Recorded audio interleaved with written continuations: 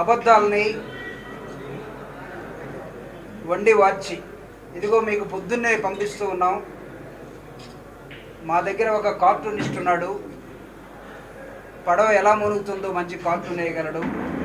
లేకపోతే బంగాళాఖాతంలో వాయుగుండం ఎలా పుట్టిందో దాన్ని బాగా చూపించగలడు. కొన్ని పత్రికలు ప్రభుత్వం మీద, జగన్మోహన్ రెడ్డి గారి మీద, ఈ రాష్ట్రంలో జరుగుతున్నటువంటి అభివృద్ధి సంక్షేమం మీద దుమ్మెత్తి పోస్తున్నటువంటి సమయంలో ఎమ్మెల్యే గారి నాయకత్వంలో జగనన్న 4.5 సంవత్సరాల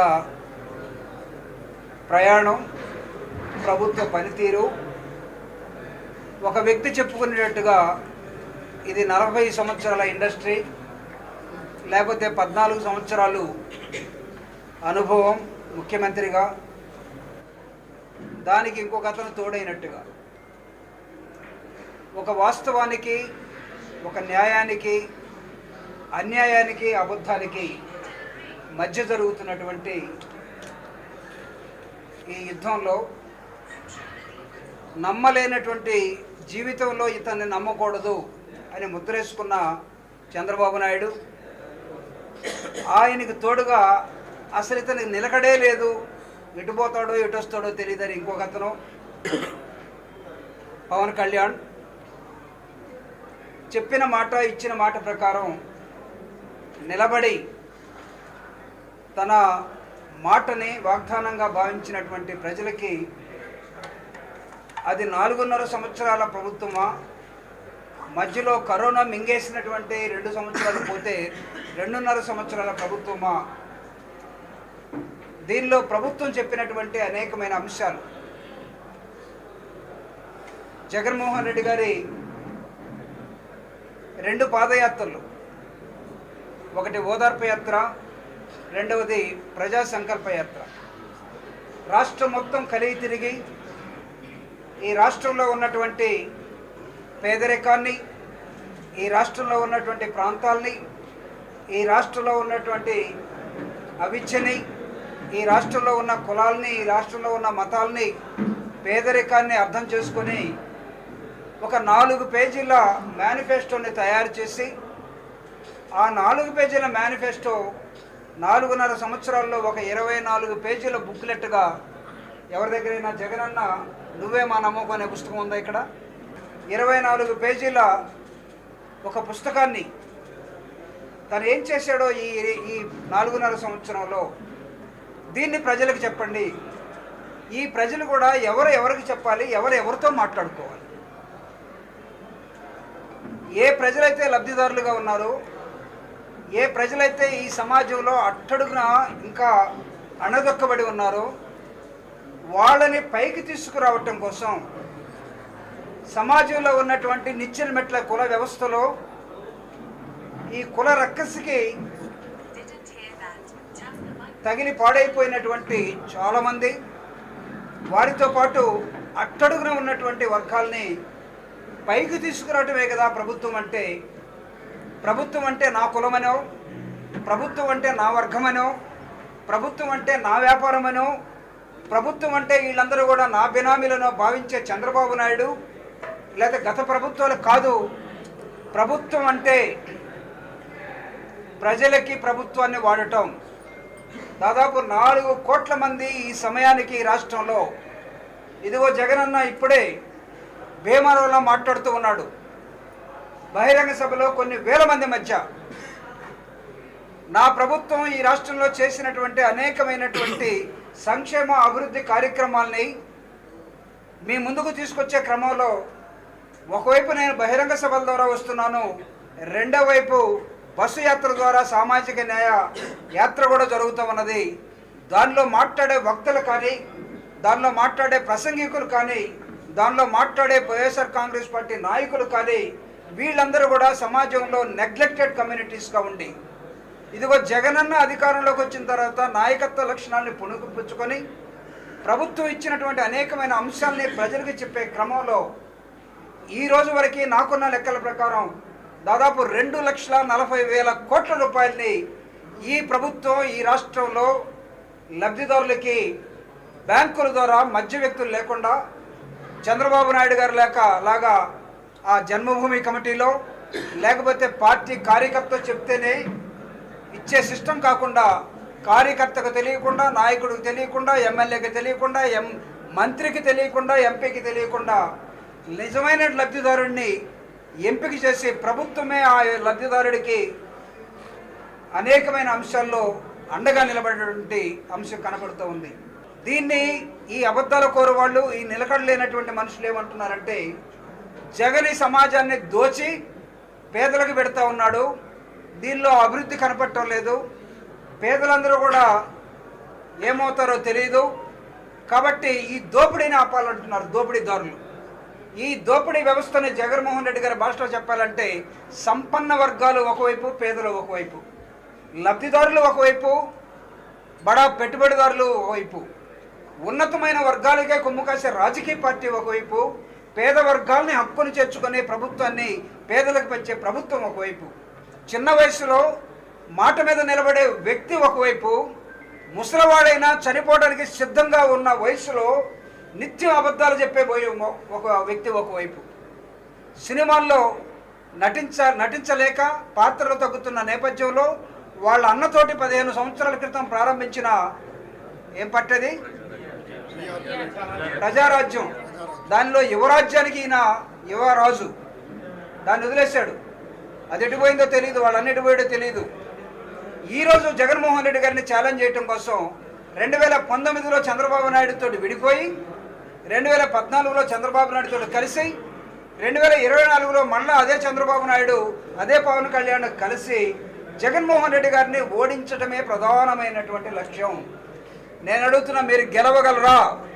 ఇదిగో ఇక్కడ ఉన్నటువంటి ఎమ్మెల్యేని, ఈ ఎమ్మెల్యే గారు చేసినటువంటి అభివృద్ధి కార్యక్రమాల్ని దాదాపు 800 కోట్ల రూపాయలతోటి దాన్ని వేసినటువంటి రోడ్స్ కానీ, దాన్ని వేసినటువంటి గ్రామాల్లో, పల్లెల్లో, లేకపోతే బస్తీల్లో వేసినటువంటి చిన్న చిన్న సిమెంట్ రోడ్లు కానీ, ఈ డెవలప్మెంట్ తోటి మీరు ఎప్పుడైనా డెవలప్మెంట్ చేశారా? మీ 40 సంవత్సరాలు కానీ, లేకపోతే అధికారానికి అర్హులు చూస్తున్నటువంటి పవన్ కళ్యాణ్ గారు కానీ ఏ రోజైనా సరే జగన్మోహన్ రెడ్డి గారు వర్క్ తోటి పోటీ పడ్డారని నేను అడుగుతా ఉన్నా. జగన్మోహన్ రెడ్డి గారు నాడు నేడు తీసుకొచ్చాడు, జగన్మోహన్ రెడ్డి గారు అమ్మఒడి తీసుకొచ్చాడు, జగన్మోహన్ రెడ్డి గారు చేయూత తీసుకొచ్చాడు. ఈ విధంగా చూస్తే అనేకమైన అంశాల్ని లబ్ధిదారులను ఎక్కడి నుంచో తీసుకొచ్చి ప్రభుత్వం మీదని చెప్తున్న నేపథ్యంలో కనీసం ఒక్కటన్నా మీకు జగన్మోహన్ రెడ్డి చేసిన మంచి పని కనపడటం లేదా? ఏ విధంగా మీరు భావిస్తారు జగన్మోహన్ రెడ్డి గారు రాష్ట్రాన్ని దోచుకుపోయాడని, లేకపోతే అప్పుల్లోకి నెట్టాడని, శ్రీలంకలాగా చేసేటట? నేను అడుగుతూ ఉన్నా, చంద్రబాబు నాయుడు నువ్వు పరిపాలించిన కాలంలో ఈ రాష్ట్రం అప్పుల్లో లేదా? పవన్ కళ్యాణ్ మీ అన్న పొత్తు పెట్టుకున్నారు రాజ్య పార్టీతోటి, మీ అన్న పరిపాలించినప్పుడు అప్పుల్లో లేదా? ఈ దేశంలో అప్పు ఉన్నది. 142 కోట్ల ప్రజలున్న ఈ దేశంలో 152 లక్షల కోట్ల అప్పు ఉన్నదని కేంద్ర ప్రభుత్వం చెప్తూ ఉన్నది. మోడీ ప్రకటించాడు, నిర్మలా సీతారామన్ ప్రకటించారు. ఈ రాష్ట్రానికి అప్పు ఉన్నది. అప్పు ఇవ్వటానికే రిజర్వ్ బ్యాంక్ ఉంది, కేంద్ర ప్రభుత్వం అప్పుల్లో పడితే ఇవ్వటానికే ప్రపంచ బ్యాంక్ ఉంది. ఈ 2 బ్యాంకుల్ని ఎందుకు మనం స్థాపించుకున్నామో ఒకసారి అర్థం చేసుకోకండి. అప్పులు లేకుండా నడపడానికి ఇదేం మీ పాల ఫ్యాక్టరీ కాదు. అప్పులు లేకుండా రెమ్యునరేషన్ తీసుకొని యాక్షన్ చేసి సినిమా ఫెయిల్ అయినా సరే నాకు డబ్బులు వచ్చిన భావించడానికి ఇది సినిమా కాదు. ఇది నిజ జీవితం పరిపాలన. నిజ జీవితంలో నిలబడటానికి చేతగానటువంటి ఇద్దరు వ్యక్తులు, ఒకడు భుజం మీద ఒకడు, ఒకడు తొడ మీద ఒకడు, ఒకడిని ఆధారం చేసుకుని ఒకడు, ఎన్నుముకు లేని ఒకడు, ఇద్దరు కలిస్తే తప్ప జగన్మోహన్ రెడ్డి గారిని ఓడించేమనే మాట రానటువంటి వాళ్ళు ఒకళ్ళు. వాళ్ళకి ఛాలెంజ్ ఈరోజు ఈ రాష్ట్రంలో జరుగుతూ ఉన్నది. బస్సు యాత్ర పేదలు మాట్లాడుతూ ఉన్నారు. ఇదిగో ఇక్కడ ఒక ఎస్టీ, ఇక్కడ ఒక ఎస్సీ, ఇక్కడ ఒక మైనారిటీ, మేము మాట్లాడుతున్నాం. రెడ్డి గారిని, ఎమ్మెల్యే గారిని మాట్లాడవద్దు, మీరు పని మాత్రమే చేయండి. మీ తరపున ఈ గొంతులు మాట్లాడబోతూ ఉన్నాయి. ఈరోజు డెవలప్మెంట్ కానీ ప్రభుత్వాన్ని కానీ చేరని, ఇంతకాలం చేరినటువంటి ప్రాంతాలకి చేరింది. We are trying to reach so far unreached areas. ఇప్పుడు దాకా చేరినటువంటి ప్రాంతాలకి జగన్మోహన్ రెడ్డి గారు చేరారు. అసలు మాట్లాడటానికి గొంతు వాయిస్ లేనటువంటి వాళ్ళ తరపున we have become the voice of voiceless. వాళ్ళ వాయిస్గా పేద వర్గాలకు సంబంధించినటువంటి వాళ్ళు, జగన్కు అండగా ఉండేటువంటి వాళ్ళు ఈరోజు మాట్లాడుతూ ఉన్నారు. చంద్రబాబు నాయుడు ఎప్పుడైనా రెండో వాడిని మాట్లాడించాడా? మైక్ పట్టుకుంటే చాలు 2 గంటలు మాట్లాడతారు తనే. రెండో వాడికి నో ఛాన్స్ అట్ ఆల్. ఉత్సవ విగ్రహాలుగా ఉండాల్సిందే. కానీ ఈరోజు జగన్మోహన్ రెడ్డి గారి ఆలోచన విధానం వర్ధిల్లటం కోసం ఏమిటి ఈయన ఆలోచన విధానం అని కూడా మీరు అడగవచ్చు. ఆయనకున్నటువంటి ఒక ప్రత్యేకమైన ఆలోచన విధానం ఈ రాష్ట్రం పట్ల, ఈ రాష్ట్రంలో ఉన్నటువంటి దుఃఖం పోవాలి, ఈ రాష్ట్రంలో ఉన్నటువంటి ఆకలి పోవాలి, ఈ రాష్ట్రంలో ఉన్నటువంటి అంతరాలు పోవాలి, ఈ రాష్ట్రం డాక్టర్ బాబాసాహెబ్ అంబేద్కర్ ఆశించినట్టుగా కళ్ళగన్నట్టుగా కులరహితంగా లేకపోతే ఉన్నవాడు లేనివాడు దీన్ని బ్రిడ్జ్ చేసుకునే క్రమంలో పరిపాలన ఉండాలని చెప్పి చేస్తున్నటువంటి జగనన్న ఆలోచన విధానాన్ని ఈరోజు ప్రజలందరికీ చెప్పడం కోసం ఇదిగో వెంకటరామరెడ్డి గారు చేస్తున్నటువంటి అంకితమైనటువంటి రాజకీయాలు పేదరిక నిర్మూలన కోసం జగనన్న ఆలోచనని ఏ విధంగా ముందుకు తీసుకెళ్తున్నాడో రాష్ట్రం అంతా తిరిగి జగనన్న ఆలోచన విధానం వర్ధిల్లాలని చెప్పే క్రమంలో డాక్టర్ బాబాసాహెబ్ అంబేద్కర్ ఏం ఆశించాడో 76 సంవత్సరాల తర్వాత ఈ రాష్ట్రం 76 సంవత్సరాల తర్వాత ఈ దేశం అభివృద్ధి చెందిన దేశాల సరసన ఎందుకు లేకుండా పోయింది? అబ్దుల్ కలాం ఏం భావించాడు? అబ్దుల్ కలాం 50,000 మందితో మాట్లాడితే 50,000 మందిలో ఈ దేశం అభివృద్ధి చెందడం కోసం మనం ఏం చేయాలి అనే ఒక ఆలోచన తీసుకోవడం జరిగింది.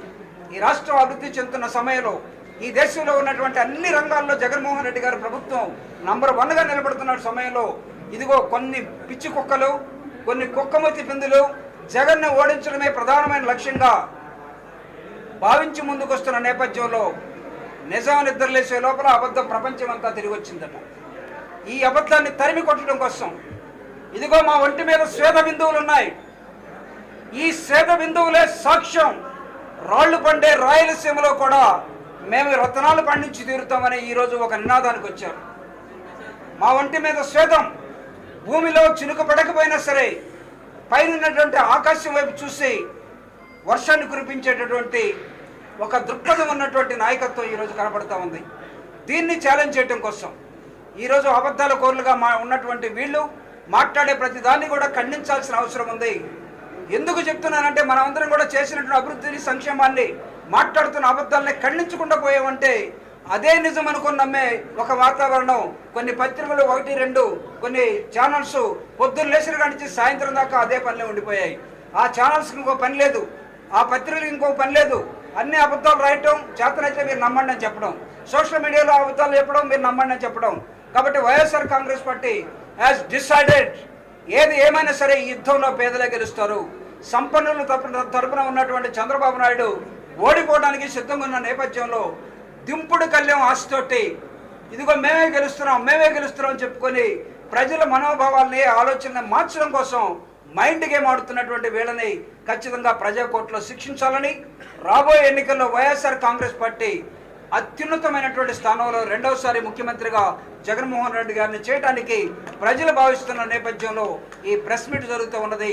దేశవ్యాప్తంగా జగన్మోహన్ రెడ్డి గారు ఏ రాష్ట్రంలో ఎలా ఉందో మొత్తాన్ని కూడా రీసెర్చ్ చేశారు. 1-2 అంశాలు ఉద్యోగస్తులు అడిగిన వాటిల్లో మేము అనుకున్నది చెప్పింది చేయలేకపోయాం. We are admitting our mistake very openly. It doesn't mean that అది అసలు ఉద్యోగస్తులకి ఏమి ఇవ్వట్లేదని ఎవరైనా అనుకుంటే పొరపాటు. దాదాపు 3.5 లక్షల ఉద్యోగాలు జగన్మోహన్ రెడ్డి గారు రావడంతో ఇచ్చినటువంటి ఈ విలేజ్ సెక్రటేరియట్స్ కానీ లేకపోతే మిగతా ఏపీవీఎస్ ద్వారా వచ్చినాయి కానీ దాదాపు 4.5 లక్షల ఉద్యోగాలు రావడం జరిగింది ఈ రాష్ట్రంలో. అసలు ఉద్యోగాలు రాలేదు, ఉద్యోగస్తులు ఏదో మా మీద కోపంగా ఉన్నారు. ఇది ఉద్యోగస్తుల ఫ్రెండ్లీ గవర్నమెంట్. నేను కూడా మినిస్టర్ ఆఫ్ డిఫెన్స్లో 17 సంవత్సరాలు ఉద్యోగం చేసి వచ్చాను. డిఏ ఏంటో తెలుసు, బేసిక్ ఏంటో తెలుసు, లేకపోతే హెచ్ఆర్ఏ ఎలా ఉంటుందో తెలుసు, వీటన్నిటి తెలుసు. అన్నీ కంపేర్ చేయండి, అద్భుతంగా ఉన్నటువంటి రాష్ట్రం ఇది. సో కాబట్టి ఉద్యోగస్తులు అన్హ్యాపీగా ఉన్నారు అనే ఈ అబద్ధ ప్రచారాన్ని దయచేసి ఆపండి. నేను అడుగుతున్న being an employee, ex employee, no employee is unhappy with this government. అయితే కొంతమంది ఉండవచ్చు, చంద్రబాబు నాయుడు అనుకూలులు ఎవరైనా ఉన్నట్లయితే, చంద్రబాబు నాయుడు ఉన్నప్పుడు కూడా ఇతను రోజు ఇబ్బంది పెడుతున్నారని రోజు తిట్టుకునే బ్యాచ్ ఉంది. జగన్మోహన్ రెడ్డి గారు ఇబ్బంది పెట్టడం లేదు. ఉద్యోగాన్ని ఉద్యోగం లాగానే చేయండి. 9 గంటలకు ఆఫీసు రండి, 5 గంటలకు వెళ్ళండి. ఖచ్చితంగా చేయాల్సిందే. ఈరోజు స్కూల్స్ కానీ లేకపోతే హాస్టల్స్ కానీ సెక్రటేరియట్ కానీ మనం ఎప్పుడో ఒక 30 సంవత్సరాల క్రితం పబ్లిక్ సెక్టర్లో పెట్టుకున్నటువంటి ఈ ఏమంటాం తంబేసుకొని పోయేదాన్ని బయోమెట్రిక్ అంటే మీరు మీ నోట్తో చెప్తారు లేదని అడిగాను. బయోమెట్రిక్ 20 సంవత్సరాల క్రితమే పబ్లిక్ సెక్టర్లో వచ్చినాయి, ప్రైవేట్ సెక్టర్లో ఎప్పటి నుంచో ఉన్నాయి. మీరు ప్రైవేట్ సెక్టర్కి వెళ్ళి చూడండి. ఇప్పుడు ఉదయం 8ంటికి వెళ్తే సాయంత్రం 10 దాకా రాగలరా? ఈరోజు బ్యాంకింగ్ వ్యవస్థను చూడండి. నేను నిన్నే హైదరాబాద్లో యూనియన్ బ్యాంక్ వెళ్తే around 9 o'clock in the night they are still working. వాళ్ళే మేము 5 గంటలకు పోతామని అన్నట్లా. There is a work, they are working. So కాబట్టి employees are very very happy. 1-2 అన్హ్యాపీగా ఉన్నంత మాత్రాన, అబద్ధాలు చెప్పినంత మాత్రాన డోంట్ ట్రై టు జనరలైజ్. ఏదో జగన్మోహన్ రెడ్డి గారి పార్టీ ఓడిపోతున్నట్టుగా అన్న చెప్పిన దానికి కొంచెం నేను ఎక్స్టెండ్ చేస్తా. చంద్రబాబు నాయుడు గారు మార్పు చేసుకోలేదా తన ప్రభుత్వంలో ఉన్నప్పుడు? చంద్రగిరి నుంచి కుప్పం ఎందుకు వెళ్ళాడు అతను? చంద్రగిరి నుంచి కుప్పం ఎందుకు వెళ్ళాడు? ఓడిపోతాడని కాదా? ఎస్, మేము కూడా ఎక్కడైనా మిస్టేక్ ఉంటే, ఎవరైనా ఎమ్మెల్యేలు కొద్దిగా ల్యాగింగ్లో ఉంటే, అన్న చెప్పినట్టుగా సర్వీస్ ఆయన మా సర్వేలో కొద్దిగా ఇది వస్తే అతన్ని తీసేసో, లేకపోతే ఇంకో ప్లేసుకు పంపో, లేకపోతే అతనికి బాబు నువ్వు కాదులే ఇంకొకటి పెడతావు అని చెప్పి చేసుకుంటావు. It is our party and our wish. 175 స్థానాలు ఎవడెవడికి ఇవ్వాలి? Who is the right man trying to put in the right place. దీనిలో మీకెవడికి హక్కు ఉంది? అసలు మీకంటే మీకు కాదు, ప్రతిపక్షాలకి ఎవడికి హక్కు ఉంది? చిరంజీవి, నేను అడుగుతున్న Pawan Kalyan, can you at least identify your candidates in 175 constituencies? 24 సీట్లకే 15 సీట్లుగా పరిమితం అవుతున్నాడు. 15 సీట్లు గట్ట సిగ్గు వాళ్ళ అన్నకు 18 వచ్చినాయి. ఇతను 15కే పరిమితం అవుతున్నాడట. ఇతను ముఖ్యమంత్రి అవుతాడట. ఇతనికి ఒక కళ ఉందట. ఇతను ఏం చదువుకున్నాడో మాకైతే అర్థం కాలేదు. నెల్లూరు పోతే మా నాన్న డిగ్రీ చదివించానంటాడు, రాజమండ్రి పోతే నేను ఇంటర్మీడియట్ ఫెయిల్ అంటాడు, అనంతపూర్ వస్తే నేను 7th క్లాసే చదువుకున్నాను అంటాడు. ఇదేనా సినిమా అంటారు పోయి నింటానికి? క్యా బోల్ రే క్యా? తెలంగాణ పోతే ఆ బర్రెలక్క ఇక్కడరా? She is more better than Pawan Kalyan. So మీరు పవన్ కళ్యాణ్ దగ్గర పెట్టుకొని జగన్మోహన్ రెడ్డి గారు సీట్లు మార్చేస్తున్నారు. మార్చేస్తే నీకేంటయా? మా లక్ష్యం మేము చెప్తున్నాం ఈ రోజు కూడా. So our target 175 out of 175. మీరున్నటువంటి మై డియర్ ఫ్రెండ్స్, మీ పిల్లవాడిని, మీ పాపని మీరు నారాయణలో చేర్చాలని చూస్తారా, లేకపోతే టీచర్లను బడిలో చేర్చాలని చూస్తారా? మంచి ఎస్టాబ్లిష్మెంట్ ఉన్న స్కూల్లో చేర్చాలని చూస్తారా? ఐఐటి రావాలని కోరుకుంటారా? ఐఐఎం రావాలని కోరుకుంటారా? లేకపోతే మీకు ఐఏఎస్ రావాలని కోరుకుంటారా? లేకపోతే మా వాడు ఐఐటి వద్దు ఐటీఎస్ అయితే చాలని కోరుకుంటారా? మీ పిల్లలు మాత్రం, మీరు మాత్రం అద్భుతమైనటువంటి గోల్స్ ఉండాలి. జగన్మోహన్ రెడ్డికి మాత్రం 175కి 175. అసలు ఎవడు చెప్పాడు? అసలు ఏ రాజకీయ పార్టీ అయినా సరే 175కి 175 పెట్టుకోవాల్సిందే. జగన్మోహన్ రెడ్డి గారు పెట్టుకుంటే దీనిలో ఆశ్చర్యం ఏముంది అసలు? You people are wondering. నాకు బూతులు వస్తున్నాయి ఇంగ్లీష్లో, సార్ బూతులు అనకూడదు. మీకు లక్ష్యం వైపు దృష్టి లేక మీరు అప్పుడప్పుడు వచ్చిపోయే ఉడతలాగా మమ్మల్ని క్వశ్చన్ చేసే క్రమంలో ప్రజల్ని నమ్మించడం కోసం జగన్మోహన్ రెడ్డి దగ్గర నుంచి కొంతమంది బయటకు వస్తారట. ఒకడు వల పట్టుకున్నాడు, ఇంకోటి ఏం పట్టుకున్నాడు? అదేదో ఒక స్టోరీ ఒకటి ఉంది. వల పట్టుకుంటే ఏమైనాయి? పైకి ఎత్తుకుపోయింది. ఏంటి? కొంగలు. ఏముండవు. మారటం అంటారా? ఒకరిద్దరు మారితే ఇది quite natural in politics, quite natural. ఒక్కోసారి కూర బాగా వండలేదని భర్త భార్య మీద కోపడ్డాడు అనుకో, ఆవేమనుకుంటుంది, ఒక ఫోటో సర్దుకోబ్బా, ఒకటి నువ్వు మార్చాలనుకున్నావు, నువ్వేడో మాట్లాడటానికి? మేం కదా బాధపడాల్సింది. ఇది మా ఇల్లు కదా. Who are you to enter in to my house? What authority you people having? You don't have any right to talk bad thing, to talk nonsense, rubbish always. మీ చేతనైతే మీరు మీ దగ్గర నుంచి ఓడి పోకుండా చూసుకోండి, మీ దగ్గర నుంచి మా దగ్గర రాకుండా చూసుకోండి. మా 175 ఎలా చేయాలో మాకు